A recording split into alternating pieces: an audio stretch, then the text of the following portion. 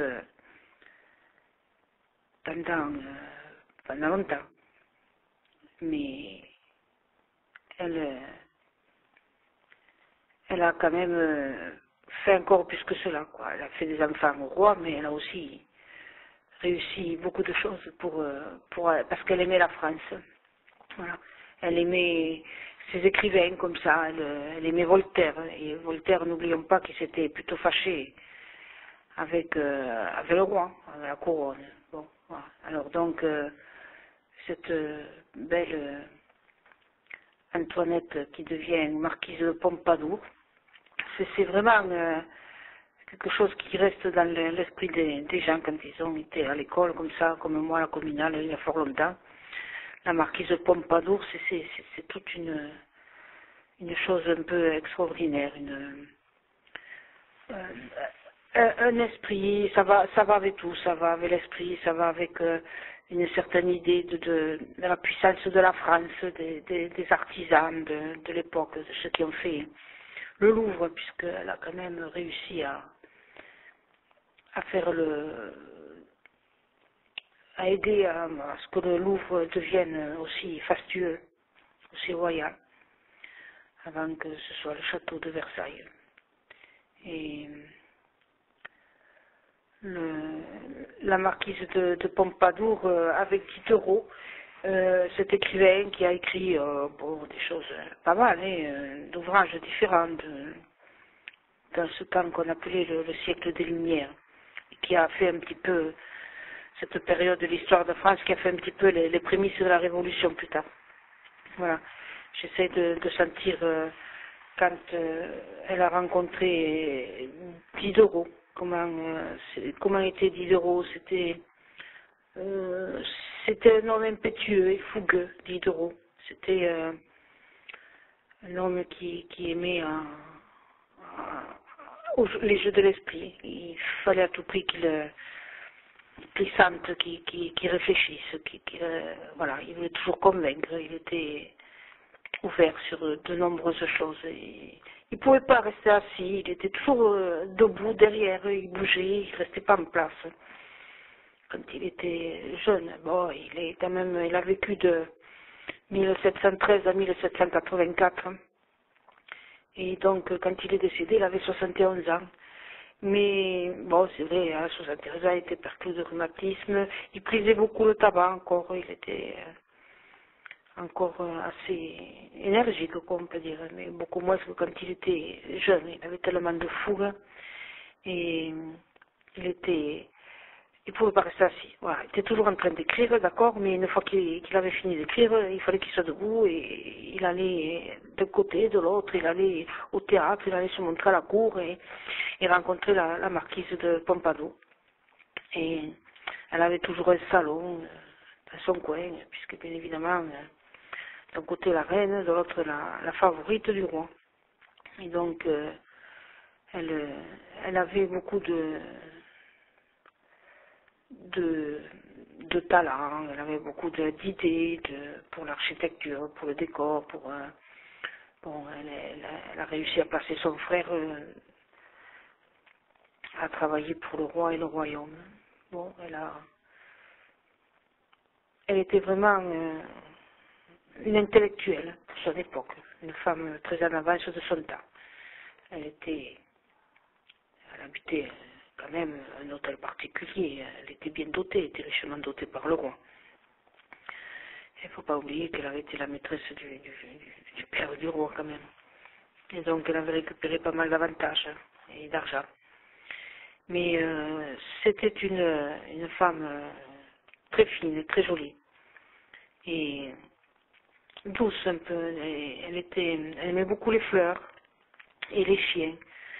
Elle avait des mains très blanches, très lisses. Elle faisait un soin très particulier à ses mains. Et elle avait des bagues, voilà, elle aimait montrer avantageusement sa poitrine, comme ces robes qu'avaient ces femmes, ces marquises, ces princesses d'autrefois. Elle découvrait généreusement leur corsage.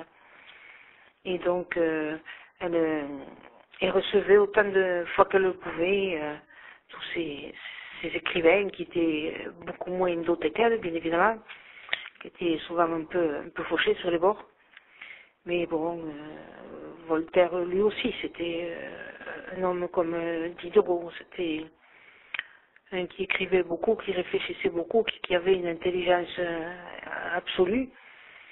Mais bien évidemment, il y a beaucoup de choses qui ne lui convenaient pas et très souvent, il était un peu en bisbille avec le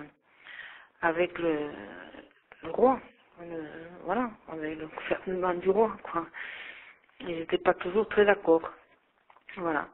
Mais bon, c'était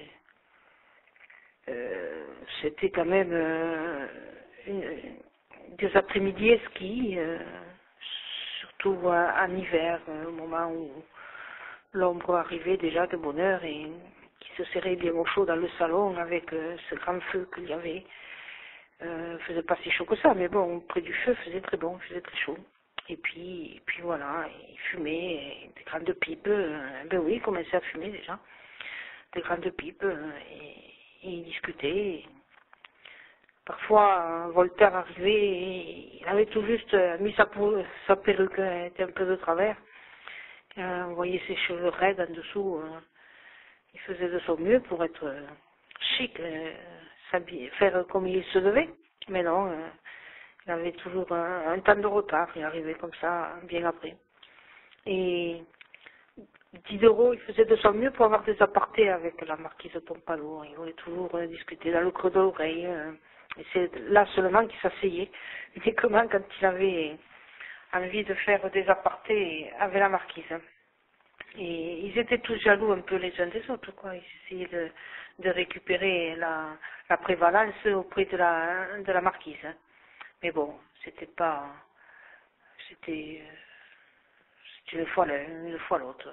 C'était comme ça, quoi. Voilà. Et de toute façon, il y avait la marquise, bien sûr, il fallait être très, très ouvert, quoi, très courtisan, puisque la favorite du roi, c'était quand même quelque chose de très important. Mais bon, elle était à peu près tolérée par la famille royale en tant que favorite, et donc elle n'était pas trop embêtée pendant toutes ces années où elle a eu la faveur du roi. Elle n'a pas été trop ennuyée par ses relations diverses avec les rois, quoi. Voilà. Après le 15, c'était Louis XVI. Et il y avait beaucoup de complots, de cabales dans ses cours, c'était pas évident. Bien évidemment, elle était détestée, et puis on a tout fait pour effectivement qu'elle ne soit plus la favorite, et voilà. Elle était détestée par tous, et elle, justement en plus parce qu'elle était jolie et qu'elle était intelligente, et puis cultivée. Pour les femmes à l'époque, c'était pas très évident.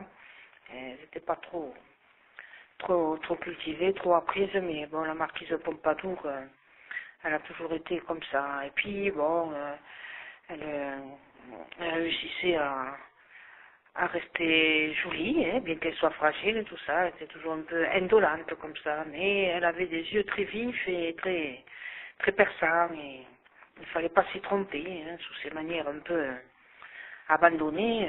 C'était quelqu'un de très fort et très solide, quoi. Voilà comment était la marquise de Pompadour. Et elle est régnée dans son petit monde d'écrivains, aussi bien Diderot que Voltaire. Il y avait aussi Rousseau, Montesquieu, pourquoi pas Montesquieu, voilà, tous ceux qui ont participé à l'encyclopédie, cette première somme des idées, des travaux, et qui faisaient chacun à leur coin, et elle les a pressés de faire un ouvrage unique pour un peu montrer à toutes les cours européennes tout ce savoir qui existait déjà en France. Alors, c'est vrai que, bon, Diderot, lui, ce qu'il écrivait, c'était presque des pièces de théâtre, quoi. Voltaire, lui, était toujours prêt à se mettre en rage, et d'ailleurs, c'est lui qui a un peu essayé de voir ce qui se passait dans l'affaire Calas à Toulouse. On y reviendra. Bon, Rousseau, lui, c'était plus poétique. Mais Rousseau, on peut dire ce qu'il voudra, il aimait la campagne, il aimait les choses simples de l'existence, mais il était misogyne quand même, il aimait pas trop les femmes, quoi. Voilà, les femmes, c'était pas quelque chose, des êtres en qui il avait confiance. Mais bon, là, avec la marquise Pompadour, bien évidemment, il était obligé de faire sa cour, comme tout le monde, quoi, puisque pour avoir les faveurs du roi, pour obtenir des cadeaux et des bonnes choses, il fallait surtout ne pas être déconsidéré. Et donc, il fallait aussi bien choisir son camp, il fallait pas se tromper, il fallait savoir chez qui on allait à l'époque. C'était ça, toutes les cabales, tous les complots qu'il y avait dans toutes les cours. Mais bon, c'était partout pareil, dans toutes les cours, chaque fois qu'il y avait un empereur ou un roi, il y a toujours eu ce genre de choses. Et c'est pareil aujourd'hui, alors qu'on n'est même plus en royauté, mais bon, ça continue, quoi, toutes les intrigues pour être auprès du président de la République. C'est toujours pareil, quoi. Pour avoir des faveurs, les gens sont prêts à tout. Et la marquise savait très bien elle savait juger les gens, elle savait très bien qui était méritant et qui l'était moins. Et bon, de toute façon, quand on est à ce niveau-là, tous ces gens dont les noms nous sont parvenus à travers les siècles, Voltaire, Montesquieu, Rousseau, d'Alembert, Diderot, tous ces gens-là qui ont fait l'encyclopédie, c'est sûr qu'ils ne fonctionnaient pas comme c'était des très grands intellectuels, des grandes intelligences, ceux qui ont amené les écrits plus tard, les discussions et de la révocation de la royauté, quoi, avec la République qui est arrivée 150 ans plus tard. Mais à ce moment-là, ils étaient quand même pour une certaine forme de liberté, quoi, sinon ils n'auraient jamais fait tous ces écrits. À partir du moment où on étudie, on apprend, on lit, on étudie, on se pose des questions, à partir du moment où on se fait sa propre opinion, sa politique, comme je le dis, mais son indépendance, sa liberté intérieure. Mais c'est vrai qu'à cette époque de la Pompadour, ça n'était pas encore tout à fait là. Mais bon, voilà, elle recevait ses écrivains, ses favoris, lettrés, et elle discutait avec eux, elle était, voilà, à la fois alanguie, mais très vive d'esprit, de très grande vivacité. Elle voulait toujours savoir quelles étaient les dernières choses qui avaient été écrites. Elle interrogeait chacun pour savoir. Et parfois, ils écrivaient même avec un bout de papier, une plume. C'est près d'elle que quelque chose était mis au point, était transcrit dans la fougue de la réflexion, de ce qui, dans la discussion, était animée. Elles étaient comme ça et ça faisait beaucoup avancer les choses. Et donc, bon, Voltaire était un petit peu plus âgé, c'était un rognon, c'était un rognon, pas rognon du règne, rogné, voilà, il était toujours en train d'être, bon, voilà, il voulait être un peu isolé, il était obligé de s'adonner à quelques rencontres à la cour, mais bon, c'était plutôt quelqu'un un peu de personnel, un peu d'individuel, qui restait dans son coin, et il avait ses idées, son caractère, qui n'était pas facile, hein. Les autres étaient beaucoup plus, surtout quand ils étaient jeunes, de toute façon, ils étaient plus cool, ils s'adaptaient plus facilement aux situations. Et donc Diderot, de son prénom Denis, hein, Denis Diderot, hein, c'était quelqu'un qui était très plaisant, qui était très posé, plaisant, mais bon, posé n'empêchait pas une forte vivacité comme il avait. Et lui était quand même toujours un peu trop sérieux hein, dans ses idées, voilà. Et même tout ce qu'il disait, c'était très très sérieux. C'était voilà, au pied d'une grande recherche intellectuelle. Et c'était pas évident pour lui pour s'abandonner un peu comme faisait Voltaire, quoi. Voltaire, c'était un personnel, hein, c'était quelqu'un qui restait tout seul dans son coin, et qui écrivait beaucoup et qui réfléchissait beaucoup. Par contre, Diderot, il faisait de son mieux hein, pour être cool et coulant et liant avec tous les autres. Mais Je trouve qu'il était beaucoup trop intellectuel, voilà, beaucoup trop sérieux dans sa recherche intellectuelle. Et donc, la marquise, elle était quand même là pour donner un peu de cette vivacité, de cette musicalité, pourrait-on dire. C'est pas qu'ils écoutaient de la musique, mais c'était le metteur en musique, voilà, la musicienne, celle qui donnait l'harmonie, qui donnait le bon goût, le ton, le bon goût. Et parfois, il y avait un de ses enfants, un de ses bâtards, comme on disait à l'époque, un fils près d'elle. Quelquefois, il y avait les chiens. Rarement, il y avait le bébé qui se traînait et qui ne marchait pas, qui se traînait. C'était très rare.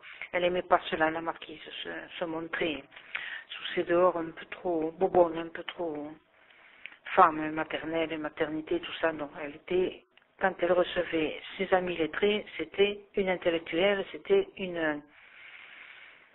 Voilà, c'était quelqu'un de très cultivé et elle ne mélangeait pas son côté maternisant et son côté intellectualisant. Voilà, si on peut utiliser ces mots. Ainsi, donc, vu peu à peu le jour, l'encyclopédie universelle qui allait permettre